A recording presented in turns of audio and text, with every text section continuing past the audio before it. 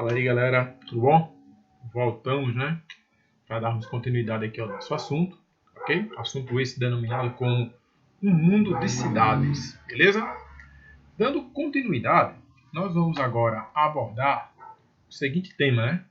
Urbanização e crescimento urbano. Não sei se vocês se recordam, mas no vídeo anterior a este, eu havia falado, né, para vocês tomarem cuidado para não confundir a urbanização com o crescimento urbano, tá certo? Para você não chegar e dizer crescimento urbano e urbanização é a mesma coisa. Não, eles são distintos, existe uma diferença entre eles, beleza? E essa diferença nós vamos acompanhar agora. Olha só, desse lado aqui, ó, deixa eu colocar aqui o pointer, aqui nós temos o conceito básico de urbanização, tá certo? O que acontece? Como nós podemos entender, compreender esse processo de urbanização? Subentende-se que uma área é urbanizada, que um país é urbanizado, que um estado é urbanizado, que uma região é urbanizada, quando mais de 50% dessa população vive em cidades, vive em perímetro urbano, ok? E o que vai... Essa relação é feita com...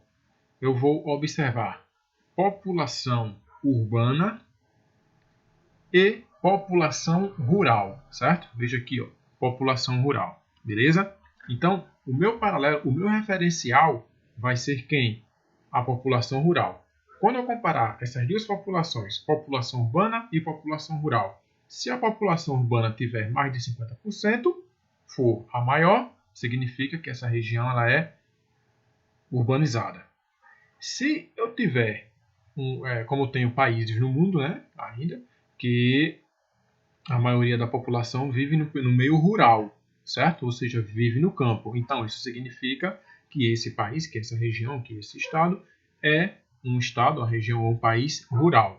No nosso caso, Brasil, por exemplo, nós podemos afirmar que o Brasil é um país urbanizado. Isso significa que mais da metade da população brasileira, aproximadamente ali 87%, né, da população brasileira, hoje vive em cidades, beleza? Então, para nós entendermos urbanização, é essa relação feita entre a população que vive na cidade e a população que vive no campo, ok? Agora nós vamos entender a questão aqui, ó, de crescimento urbano. Como nós podemos entender crescimento urbano? Olha só, crescimento urbano ele pode ser definido, ele pode ser compreendido como o crescimento da mancha urbana, o crescimento da malha urbana, o crescimento desta cidade, beleza? Então, crescimento urbano nos faz refletir, nos faz compreender que nada mais é do que o crescimento da cidade. E essa cidade ela pode crescer de duas formas. Ela pode crescer, ela vai apresentar, no caso, né, um crescimento horizontal, beleza? Ou seja, com a construção, né, de casas. Aí eu vou ter um crescimento horizontal e também vou ter um crescimento vertical, ok?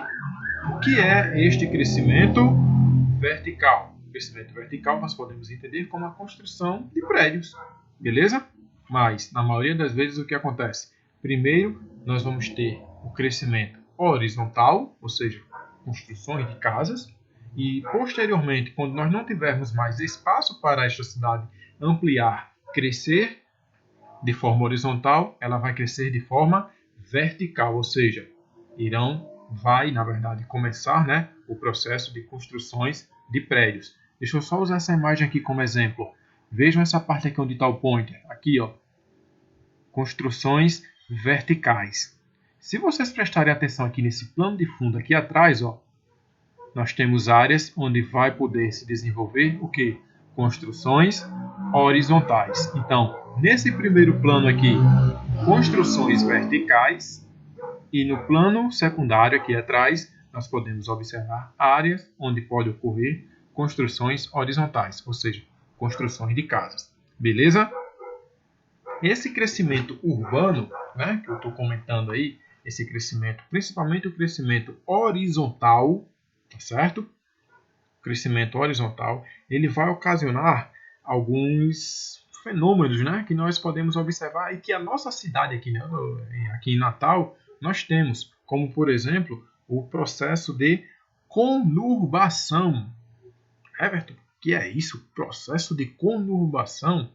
Processo de conurbação nada mais é do que a união entre duas cidades. Ou seja, deixa eu fazer aqui os meus desenhos. Imagina que isso aqui é a cidade A, esse círculo é a cidade A, e esse outro círculo é a cidade B.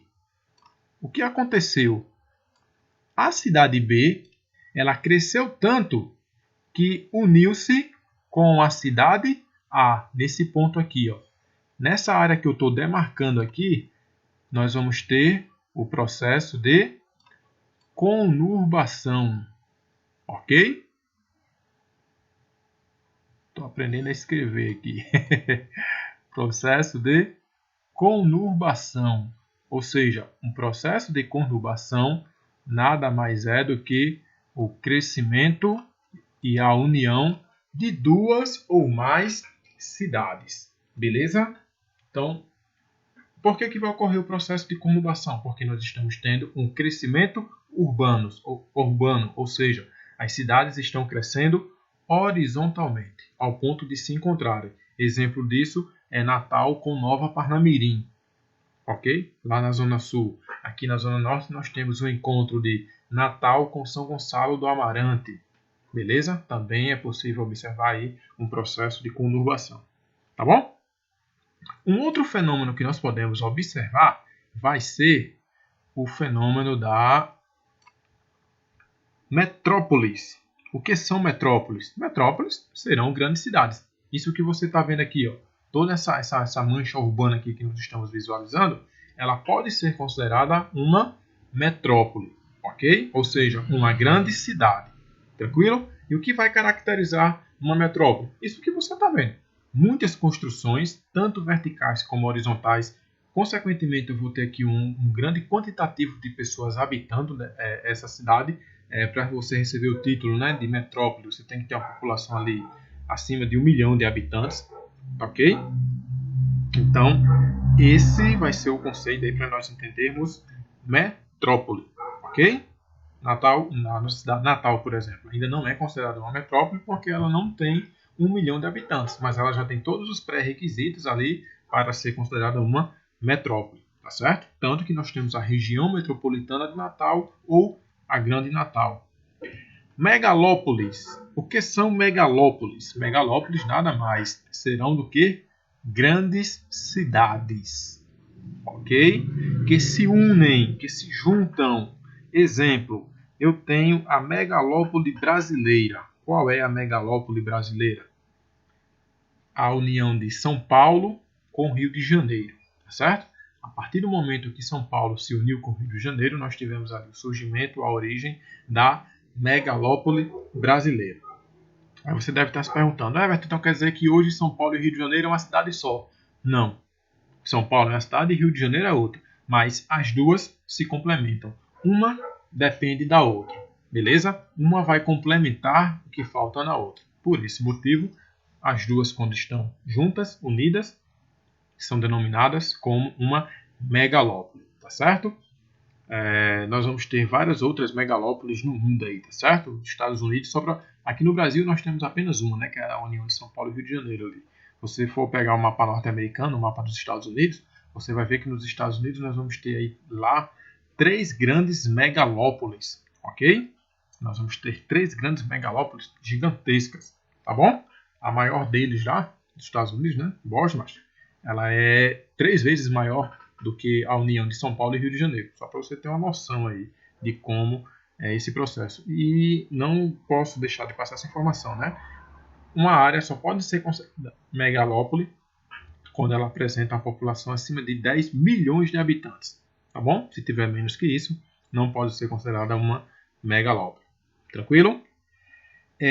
Nós também vamos observar, já que eu estou falando de cidades aqui, as cidades globais, tá bom? E o que são cidades globais? São cidades que vão influenciar o mundo, certo? Exemplo, uma cidade global, Nova York, lá nos Estados Unidos. Exemplo de uma cidade global, São Paulo, aqui no Brasil. Uma outra cidade global, Tóquio, no Japão. Uma outra cidade global, Londres, lá na Inglaterra. Beleza? Então, a cidade do México, né, lá no México, também é considerada uma cidade global. Dentre várias outras, né? Mumbai, na Índia. Deixa eu ver aqui. Pequim, Xangai, toda essa turma aí ali na China, né? Nós vamos ter também cidades globais. Seul, na Coreia do Sul. Johannesburg, lá na África do Sul. Enfim, se eu for falar aqui, eu vou ter várias cidades que são consideradas cidades globais. O que essas cidades possuem para ser consideradas cidades globais? Olha só, essas cidades globais, elas conseguem influenciar, ok? Não só no seu país, não só na sua região, elas conseguem influenciar a nível global, conseguem influenciar no mundo. Vamos a um exemplo aqui. Brasil. Para onde vêm os principais eventos? Para que cidade os principais eventos vêm aqui no Brasil? Lá para São Paulo. Ok? Se você for observar a Fórmula 1, por exemplo, São Paulo. Os principais jogos da seleção brasileira, por exemplo, quando vai jogar aqui no Brasil, São Paulo. Tranquilo? Então, São Paulo hoje ela é considerada uma cidade global devido à sua importância aqui no continente americano, né? Principalmente na América do Sul. Beleza? Vou encerrar esse vídeo por aqui, ele se estendeu um pouquinho. O meu objetivo aqui foi diferenciar para vocês urbanização de crescimento urbano e mostrar para vocês que o crescimento urbano vai acarretar vários outros fenômenos, como o processo de conurbação, o surgimento das metrópoles e o surgimento das megalópolis. Tranquilo? E também o surgimento das cidades globais. Beleza? Vou encerrar por aqui, daqui a pouquinho eu volto no próximo vídeo. Tchau, tchau e até logo.